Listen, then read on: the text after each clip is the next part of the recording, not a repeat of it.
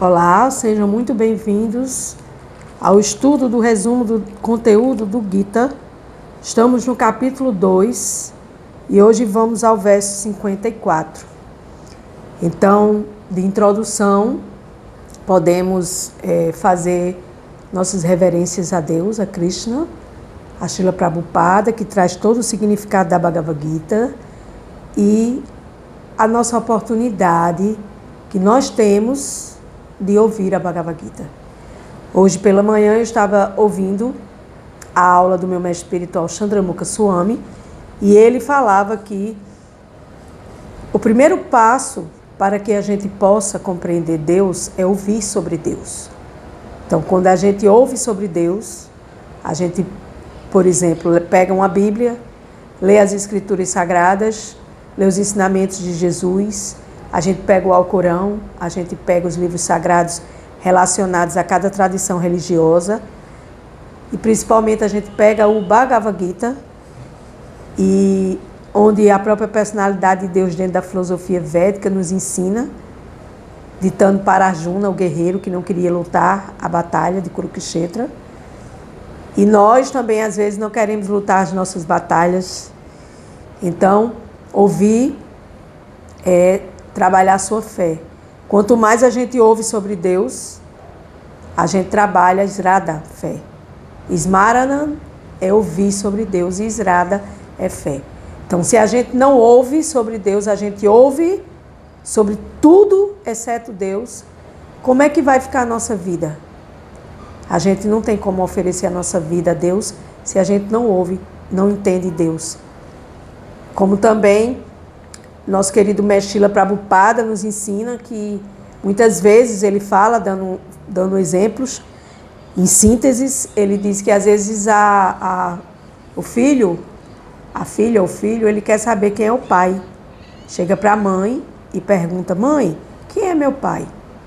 E a mãe vai explicar quem é o pai, porque só a mãe pode explicar quem é o pai. Então, nessa síntese aqui, nessa analogia, nós podemos entender que a mãe funciona como as próprias escrituras sagradas para nos levar ao entendimento de Deus, para nos levar ao significado acerca do absoluto. Então, a Bhagavad Gita é a nossa mãe, que faz com que a gente ouça. A Bíblia é nossa mãe, o Alcorão é nossa mãe, os livros sagrados de todas as tradições religiosas são as nossas mães que nos ensinam quem é o nosso pai. Porque a gente não pode amar a Deus, a gente não pode amar o nosso pai sem conhecer o pai. E o nosso pai, ele precisa que nós conheçamos ele para que nós possamos ter um relacionamento amoroso e sincero, devotado, Bhakti Yoga, a yoga, a união a Deus através da devoção. Assim é. Agyana Timiranda Siya, Yana Jana Salakaya, Saksu Militar Yena Tasmai, Shiguru Namaha. Embora eu tenha nascido na mais escura região da ignorância, esse mundo material, o meu mestre espiritual abriu meus olhos com a tocha do conhecimento transcendental. A tal mestre espiritual eu presto minhas infinitas e respeitosas reverências. Salve Krishna, Suprema Personalidade de Deus, Salve Srila Prabhupada. Verso 54. Arjuna disse: ó Krishna, quais são os sintomas daquele cuja consciência está absorta nessa transcendência? Como fala e qual é a sua linguagem? Como se sente e como caminha? Então aqui o guerreiro Arjuna pergunta para o nosso pai amado Krishna, o todo atrativo, o todo atraente, os sintomas de uma alma que tem um comportamento que transcendeu todas essas questões materiais, ou está em transcendência, ouvindo para o aprendizado. Como é que ele se sente? Quais são os sintomas? Qual é a fala? Qual é a sua linguagem? Como ele se sente e como ele caminha? Então aqui, Krishna, a Suprema Personalidade de Deus, ele está fazendo essa pergunta para Deus. Assim como nós podemos também perguntar a Deus sobre tudo. E se a gente manter uma relação com a nossa intuição, uma relação absorta na intuição, fixada no ouvir a Deus, fixado no agradecer a Deus, fixado em entender que Deus está no nosso coração como a grande alma na pequena alma. Ele é a testemunha, ele observa, ele testemunha, ele controla, e que nós não controlamos. Muitas vezes as pessoas chegam para mim e falam, Ana Cláudia, eu passo no Zap, né? Ontem mesmo eu recebi essa informação de uma amiga. Eu viajei, voltei, continuo ansiosa e eu não sei o que fazer. Aí eu disse, faça terapia. Eu já faço terapia desde 2023. Então você converse com Deus. Eu acho que a melhor coisa seria, antes de fazer terapia, é a gente criar. Eu mesma já fiz terapia muitos anos da minha vida e eu nunca tive uma relação com Deus tão maravilhosa quanto eu tenho agora nesses 2-3 anos de Bhakti Yoga. Nessa leitura da Bhagavad Gita, de todas as aulas, de todos os... Para mim fez toda a diferença, porque hoje eu consigo me relacionar com Deus, pedir ajuda a Deus. E quando a gente está ficando ansiosa, é porque a gente quer ser Deus. Então a ansiedade vem da ânsia do controle. Isso é dito nos significados, nas escrituras, nos mestres, nos gurus que nos explicam através de aula. Então, quando a gente quer ser Deus, a gente quer controlar. E quando a gente quer controlar, a gente fica ansioso. Então, vamos ver aqui como os sintomas da consciência de quem está na transcendência, como ele fala, qual é a sua linguagem, como sente e como caminha. Significado. Existem sintomas que caracterizam toda e qualquer pessoa em função de sua situação específica. Aquele que é consciente de Krishna, de Deus, tem sua natureza particular, a maneira de falar, andar, pensar e sentir. Então, toda pessoa que se torna um devoto consciente de Deus, ela tem sua maneira peculiar, sua maneira de falar, de andar, de pensar e sentir. E eu posso observar isso no meu convívio e contato com alguns devotos na consciência de Krishna, chamados de Hare Krishnas, os Hare Krishnas, e eu vejo que eles mantêm um autocontrole, né? Muitas vezes eles querem se descontrolar, eles querem falar algumas coisas assim que comumente a gente fala, ou até mesmo serem um pouco chatos, ou talvez mal educados, ou talvez confusos, não sei. Mas o que eu observo é que eles fazem esse autocontrole porque eles vêm estudando as escrituras sagradas. E um devoto consciente de Deus, de Krishna, ele não pode agir igual a maioria da sociedade age. Ele tem que ter uma maneira de falar, andar e pensar e sentir diferenciada. Uma maneira no modo da bondade, que é essa diferença que faz do modo da paixão e do modo da ignorância. Assim como o homem rico tem sintomas pelas quais é reconhecido como tal, ou como um doente tem os sintomas pelas quais é tido como enfermo, um erudito tem seus sintomas, e um homem transcendental consciente de Deus tem sintomas específicos ao desempenhar suas atividades. Aqui Srila Prabhupada faz uma comparação com o doente, com o enfermo, com o erudito e com o homem transcendental, que são diferentes, né? Quem recorre ao Bhagavad Gita pode conhecer seus indícios específicos. E o mais importante é como o homem, em consciência de Deus, fala, pois a fala é a qualidade mais importante de qualquer pessoa. Veja só o que Srila Prabhupada diz aqui. A fala é a qualidade mais importante de qualquer pessoa. Por quê? Porque é na fala que a gente agride ou a gente elogia. E muitas vezes a pessoa lá do outro lado, ela está errada, até mesmo um devoto, em consciência de Krishna, que pratica Bhakti Yoga. Ele está, talvez, o falso ego pega a gente de todas as maneiras, e a gente escorrega e termina, às vezes, fazendo coisas e falando coisas que não deve. Mas, mesmo assim, a gente entende que aquela pessoa está no momento dela e que a gente tem que entender e dizer assim, poxa vida, eu vou elogiar aquela pessoa, eu vou dizer para aquela pessoa, tudo bem, tudo certo. Eu passo por isso no meu convívio com os devotos Hare Krishna. Então, entender que nós somos almas condicionadas. Não é porque a gente pratica Bhakti Yoga, que Bhakti Yoga é uma filosofia de vida, não é uma religião. Claro que tem os movimentos religiosos de adoração, porque a devoção precisa de uma adoração, mas a filosofia Bhakti Yoga é a filosofia da alma. A Bhagavad Gita, o Bhagavad Gita, é a ciência suprema da alma. É o ouvir sobre Deus, é o ouvir sobre quem eu sou, qual é a minha relação com Deus. E o que é que acontece comigo depois que eu vou me embora deste planeta. Então, é dito que enquanto não fala, o tolo não é descoberto. E de certo, caso não fale, isso é uma pessoa tola, uma pessoa boba.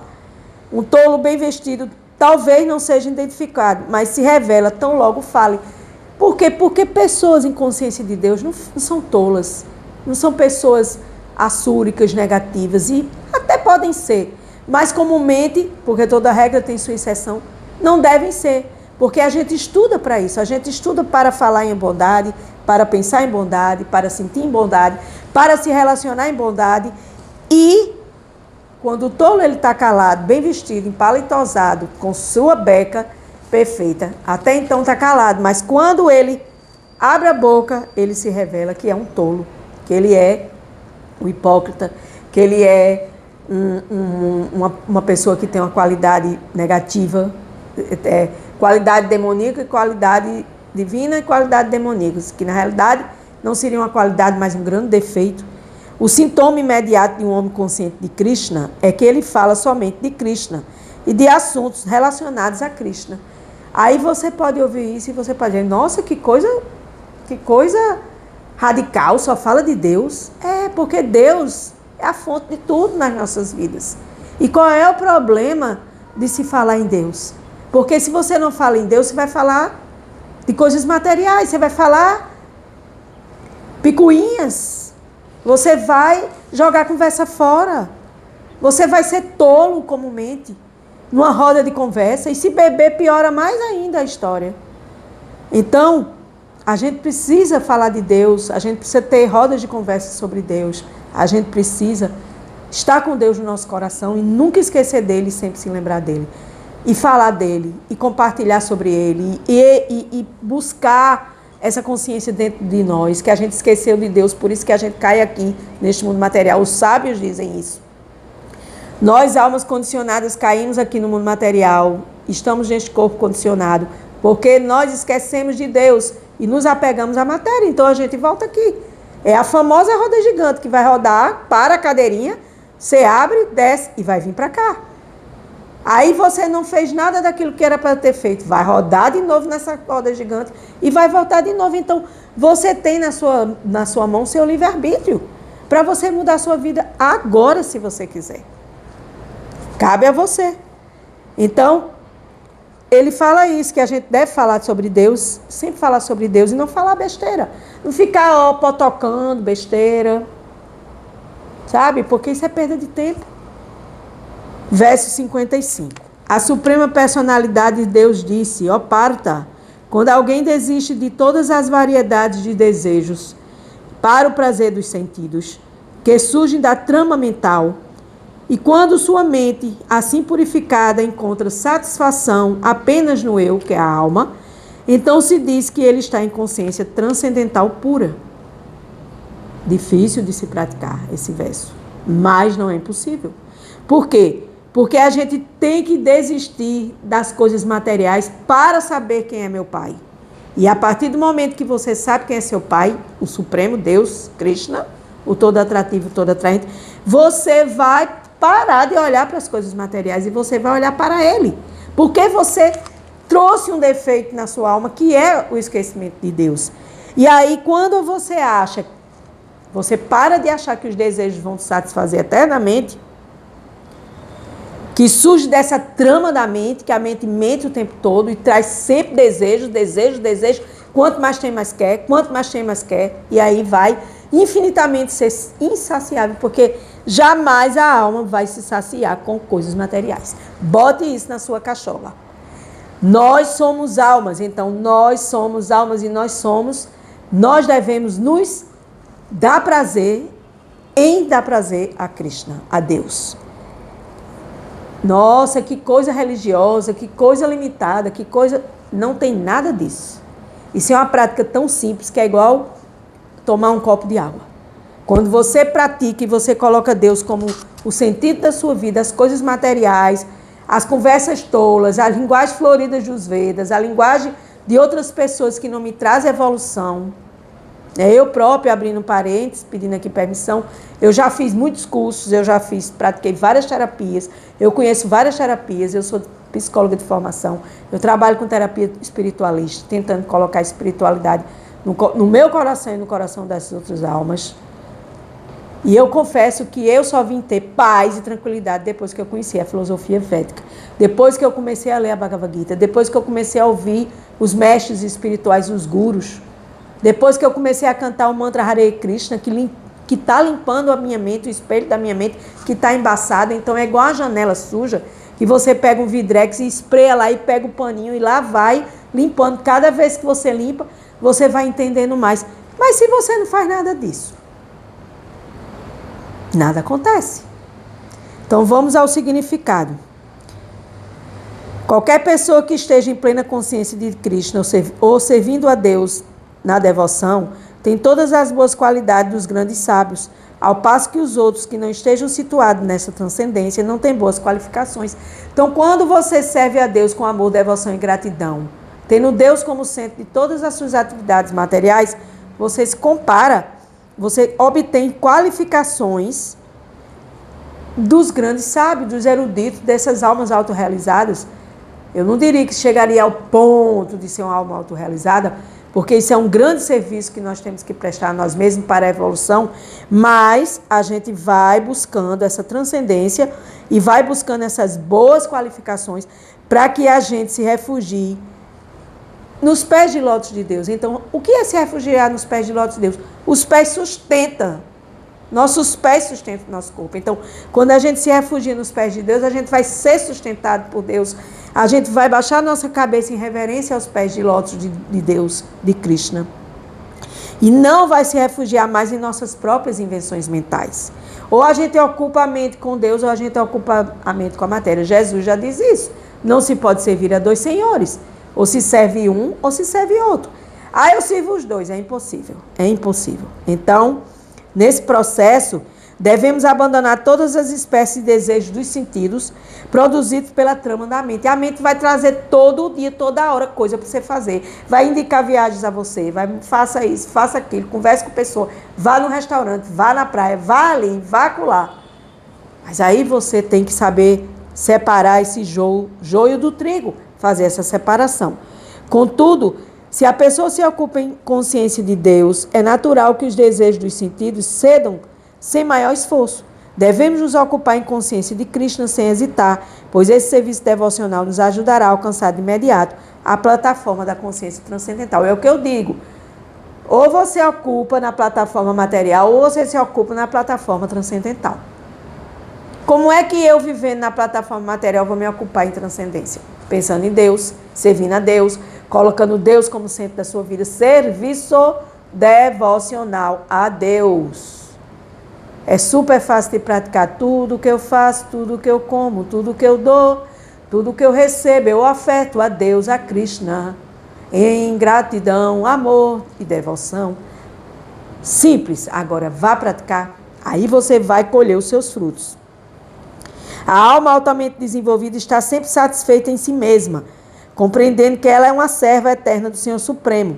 Essa pessoa transcendentalmente situada não tem desejo dos sentidos resultantes do relés materialismo. Por quê? Porque você vai separando o joio do trigo, você vai entendendo. E isso não serve para mim. O que é bom para a minha evolução, eu agarro. E aquilo que não é, eu coloco para longe de mim. E isso não inclui apenas coisas, mas pessoas, diversão. Você vai se situando numa plataforma superior, sem querer ser superior a ninguém, mas você vai adquirindo um gosto superior. Porque Deus é um gosto superior. E quando a gente se contenta com gosto material que acaba e que traz frustração, isso é um gosto inferior. Então, essa plataforma transcendental é onde você vai purificar a sua alma. Porque a alma ela já é eterna, cheia de conhecimento e bem-aventurança. Só que ela entra nesse corpo material poluído e aí você vai ter que viver tudo isso e você vai ter que ser muito sabido. E essa sabedoria, essa inteligência só vem do conhecimento transcendental que só as escrituras sagradas nos trazem. Então, aqui, ele fala, essa pessoa transcendentalmente situada não tem desejo dos sentidos resultantes do relés materialismo. Porque é um relés mesmo, é um materialismo que acaba, finito. Ela fica sempre feliz em sua natural posição de serva eterna do Senhor, a alma, servindo a Deus. Simples. Verso 56. Quem não deixa a mente se perturbar, mesmo em meio às 3 classes de misérias, nem se exulta quando há felicidade, e que está livre do apego, do medo e da ira. Olha, 3 coisas prejudiciais: apego, medo e ira. Isso nos atrapalha, está aqui no verso 56, grandemente na nossa relação de alma com Deus. É chamado um sábio de mente estável. Então, como é que eu vou adquirir minha mente estabilizada? Quando eu me livro do apego, do medo, da ira. Quando eu não me perturbar em meio às calamidades. Ele fala que as 3 classes de misérias. Nem eu vou ficar me achando o máximo porque eu estou feliz, porque isso vai terminar. Então, vamos ver o que Srila Prabhupada nos diz aqui, neste verso da Suprema Personalidade de Deus. A palavra Muni denota alguém que agita sua mente de diversos modos através da especulação mental, sem chegar a uma conclusão definitiva. Quando quer especular mentalmente as coisas, quando quer entender Deus especulando, você não vai entender Deus especulando mentalmente com a mente pequena que a gente tem, com a sabedoria pequena que a gente tem. Você vai conseguir entender Deus estudando a Bhagavad Gita. Aí sim, você vai chegar a essa conclusão definitiva, né? Então é dito que cada Muni tem diferente ponto de vista, e se o Muni, aquele que agita sua mente, não diferir dos outros Munis, ele não poderá ser chamado do Muni no sentido estrito do termo. Muni denota alguém que agita sua mente de diversos modos, através de especulação mental. É só o que a gente faz. Isso é verdade, isso é mentira, isso não é falso, isso é verdadeiro. Não, eu não acredito nisso, não, eu acredito nisso. Isso tudo é especulação mental. Então, nesse processo aqui, Srila Prabhupada diz, o Chitta Dhir Muni está sempre em consciência de Krishna, porque ele esgotou todas as suas atividades relacionadas com especulação criativa. Eu não especulo mais, eu leio a escritura e tento trabalhar essa devoção para que eu possa adquirir sabedoria transcendental para transcender toda essa matéria, toda essa forma negativa que nós vivemos. Então, nesse processo, tal pessoa em plena consciência de Krishna não deixa em nada perturbar-se pela investida das 3 classes de misérias. Quais são as 3 classes de misérias? Pois aceita todas como misericórdia do Senhor e considera-se apenas merecedora de sofrer mais problemas devido às suas más ações passadas. Então, tem gente que sofre, continua sofrendo.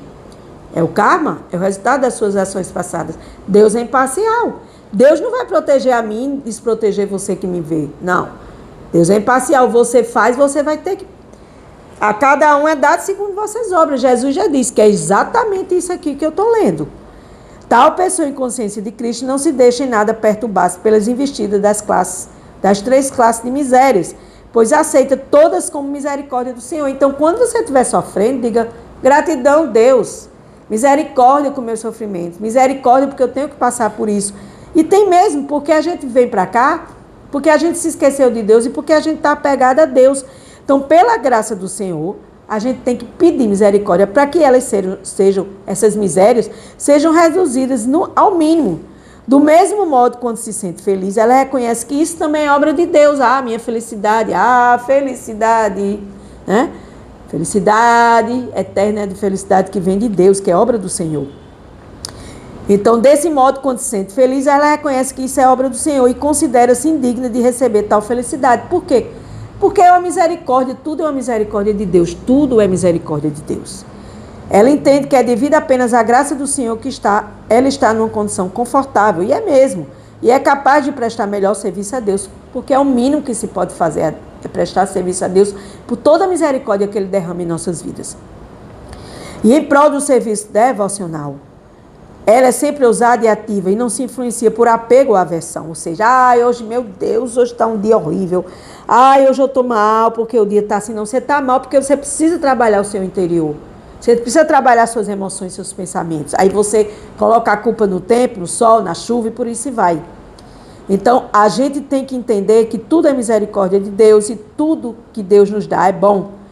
Em prol do serviço ao Senhor, esta pessoa é sempre ousada e ativa e não se influencia por apego ou aversão. Apego significa aceitar as coisas para o gozo dos próprios sentidos e desapego é a ausência desse apego dos sentidos. Vou ler de novo. Apego significa aceitar as coisas para o gozo dos próprios sentidos, ou seja, eu vou ter dinheiro porque eu vou poder fazer o que eu quero, isso é apego ao gozo dos sentidos. E desapego é a ausência desse apego aos sentidos. Simples assim, mas quem é fixo em consciência de Cristo não tem apego nem desapego, porque dedica sua vida a servir a Deus. Ele não fica nem um pouco aborrecido, mesmo quando seus esforços não são exitosos. Não se aborreça se você não conseguiu êxito. Não conseguiu porque não está no seu cardápio de você conseguir. Ocorra sucesso ou fracasso, quem é consciente de Cristo, de Deus, está sempre fixo em sua determinação. Vou ler de novo. Ocorra sucesso ou fracasso, quem é consciente de Krishna está sempre fixo em sua determinação. Foco, determinação, austeridades, como eu estou falando no Yoga como estilo de vida, outro livro do meu mestre espiritual. Austeridades para crescer espiritualmente. Não se cresce espiritualmente sem fazer austeridades. Se você acha que crescimento espiritual é fácil, não é. Não é mesmo. Eu posso falar de experiência própria. Então, vamos nos manter determinados em ouvir a Bhagavad Gita, determinados em compartilhar a Bhagavad Gita, determinados em deixar seu like aí no vídeo que você escuta para ajudar o YouTube a entender que esse é um canal divino e transcendental e que vocês gostam. E eu só agradeço. Gratidão.